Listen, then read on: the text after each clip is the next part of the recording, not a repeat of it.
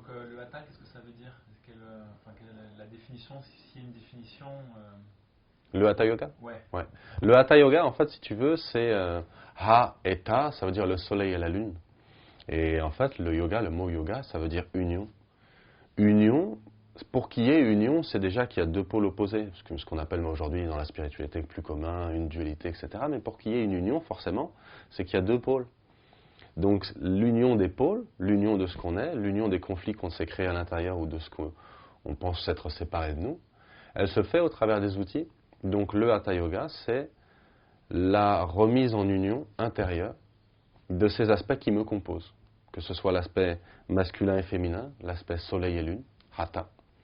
Que ce soit les aspects qui me composent dans ce que j'ai comme expérience de vie de tous les jours, ou que ce soit tout simplement ce que je suis en relation avec les autres. Qu'il n'y a pas de séparation autre qu'effectivement peut-être quelque chose de physique qui semble être autre, mais qui en vérité dans l'expérience ne l'est pas nécessairement. Donc c'est remettre ça, l'union, le yoga, au travers des outils du hatha yoga.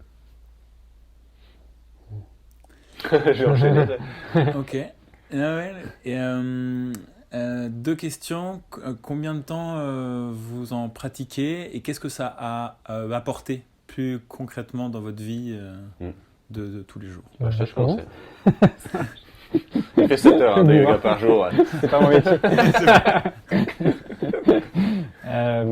Alors, donc moi, je ne suis pas prof, donc c'est vraiment Srimanta qui va enseigner les pratiques. Mais moi, je vais travailler sur la co-animation et sur la facilitation d'autres processus dans le programme.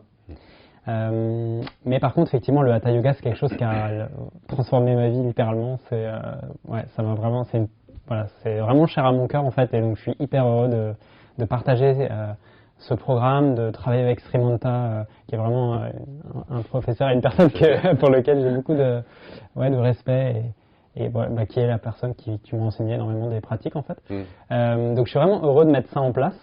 Et personnellement, ça varie en fait le temps de pratique pour moi, mais c'est vrai que aujourd'hui c'est assez intense. J'en fais vraiment beaucoup. Là, je suis plus, je pourrais dire. Ça a dépassé le côté naturel. Mais disons que il y a encore quelques semaines, j'étais plutôt autour de 3 heures par jour. Et là, j'ai rajouté quelques pratiques, donc j'atteins 7, mais ça va redescendre naturellement. Mais en fait, effectivement, ce que j'ai pris conscience, c'est que le hatha yoga et le yoga enseigné en tout cas par la fondation de façon globale, c'est quelque chose qui permet d'avoir un niveau d'énergie beaucoup plus haut et du coup beaucoup moins besoin de dormir. Et donc, c'est fait que je peux me lever assez tôt le matin et pratiquer quasiment la nuit en fait. Et donc, je peux quand même finalement vivre une vie très active d'entrepreneur à partir de 7-8 heures du matin et avoir déjà toutes mes pratiques derrière moi que j'ai fait pendant la nuit. Donc, je trouve que c'est ça qui est assez puissant, je trouve, dans ces outils en particulier. C'est que c'est pas quelque chose qui va vous obliger d'aller vivre dans les montagnes, dans l'Himalaya et de quitter complètement la société. En fait, tu peux être encore hyper intense dans la société moderne. Il y a des gens qui sont médecins, il y a des gens qui sont businessmen. Moi, voilà, je suis entrepreneur, et tu peux vraiment combiner la pratique, les effets puissants de la pratique et la vie moderne. Donc ça, c'est vraiment une énorme chose. Ouais, mais ça c'est important à préciser. Hein. C'est vrai que c'est vraiment important à préciser vraiment le point sur lequel on est de faire un programme qui permet d'incorporer les outils où qu'on soit, peu importe le background, peu importe qui on est. Le but de ça, c'est vraiment que l'outil en lui-même fonctionne. Mais l'outil n'a aucun pouvoir s'il n'est pas utilisé. C'est nous qui avons le pouvoir. Ce pouvoir-là, si on le met sur l'outil, ça devient une magie. Et du coup, on permet d'opérer une union à l'intérieur qui fait refléter en nous un bien-être qu'on ne peut pas éviter, en fait.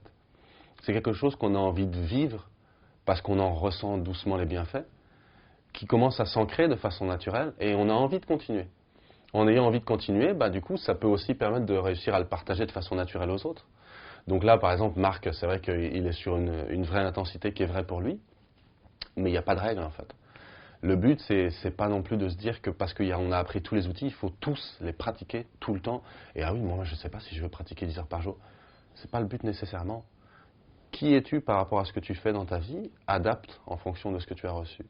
Et nous, ce qu'on propose, c'est une boîte à outils, en fait. Je te propose une boîte à outils. Dans ton quotidien, tu verras que parfois, tu as besoin de tels ou tels outils. Et tu les as avec toi maintenant. Si je dois ouvrir la serrure avec une clé, je n'ai pas besoin d'utiliser les 1000 clés si je sais déjà laquelle j'ai besoin aujourd'hui. Donc, je peux utiliser cette clé-là. Et parfois, j'ai une porte qui a plusieurs verrous. Donc, j'utilise plusieurs de ces outils. Donc, le but, c'est une compréhension qu'en ayant cette boîte à outils, je peux les utiliser de façon naturelle en fonction de mon ressenti et de ce que je suis au moment T. Et ça va devenir naturel de ressentir que, effectivement, il y a une efficacité dans la façon dont je me sens quand je pratique. Il y a une efficacité dans les relations que j'ai avec mes personnes au travail, ma famille, les personnes avec qui je vis, que ce soit mes enfants ou ma femme. Il y a une efficacité que je ressens dans les situations qui viennent à moi, la façon dont je les gère avec moi-même ou même la situation à l'extérieur. Et en fait, tous ces petits détails vont amener la différence et compréhension que c'est ça l'union aussi. C'est pouvoir de façon simple remettre en harmonie ce qui peut-être dans mon quotidien avait commencé à se déséquilibrer. Et une fois que c'est fait, on a envie de continuer, c'est normal. C'est un peu, je dirais que c'est plus ça. Donc moi je ne suis pas basé sur le fait de le faire plusieurs heures. Je suis le fait de au moins comprendre que si vous avez des outils et que vous savez les utiliser, il n'y a aucune raison que ce ne soit pas efficace. Ouais, je suis totalement aligné avec ce que tu dis. Et en fait, ce que j'ajouterais, c'est que effectivement, c'est pas qu'une question de temps, c'est vraiment plus une question de qu'est-ce qui est approprié à quel moment dans ta vie. Et puis surtout de l'engagement que tu vas mettre en faisant la pratique, la motivation, de l'attention que tu vas mettre. Et finalement, moi, il y a des jours où j'ai pratiqué énormément de temps et en fait, j'étais pas trop dedans. Et donc, c'était pas super fort. Et à l'inverse, en fait, si je savais que j'avais qu'une demi-heure de possible, de disponible, mais que j'y allais vraiment intensément dans tout ce que j'avais, là, ça faisait un vrai effet. Donc, vraiment pas être sur la dimension du temps, mais beaucoup plus être dans qu'est-ce qui est juste pour moi aujourd'hui. Moi, c'est comme ça que j'essaie de de toute façon, on l'abordera dans le programme. Le but, c'est vraiment ça aussi. C'est qu'on amène d'autres aspects que juste il va falloir poser son tapis de yoga et faire des pratiques. Au contraire, on amène en conscience que ça a un impact d'être justement conscient de ce que tu fais.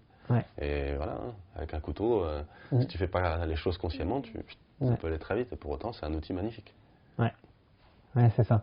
Donc c'est un peu cette notion presque de boussole intérieure en fait. Le Hatha Yoga, en tout cas pour moi, ça a vraiment permis d'avoir accès à d'autres dimensions d'information. Donc il n'y a plus que l'intellect, il y a d'autres choses. Et ces autres choses vont permettre d'avoir un sens beaucoup plus clair de l'alignement en fait et de la justesse par rapport à ce qu'on cherche à faire dans notre vie. Donc ça peut être à la fois dans nos projets, dans l'interaction avec les gens, par rapport à soi-même. Et cette justesse-là, une fois qu'elle est précise, on peut sentir, est-ce que j'ai envie de pratiquer longtemps ou pas, est-ce que j'ai envie de manger ça ou pas, est-ce que j'ai envie de parler avec telle personne ou pas, est-ce que j'ai envie de bosser ou pas, etc. Et toujours de finalement vivre en conscience plutôt que d'être dans cette espèce de moteur de stress il faut que je fasse ci, il faut que je fasse ça, il faut que je parle avec lui, il faut que je travaille, il faut que je... Et qui est un peu le mode par défaut, on va dire, dans la société occidentale. On perd un côté naturel qui est dommage en plus. Toute une fluidité de vie qui a besoin de se faire de façon au senti sur le moment, mais complètement conscient. C'est intéressant, c'est vraiment intéressant.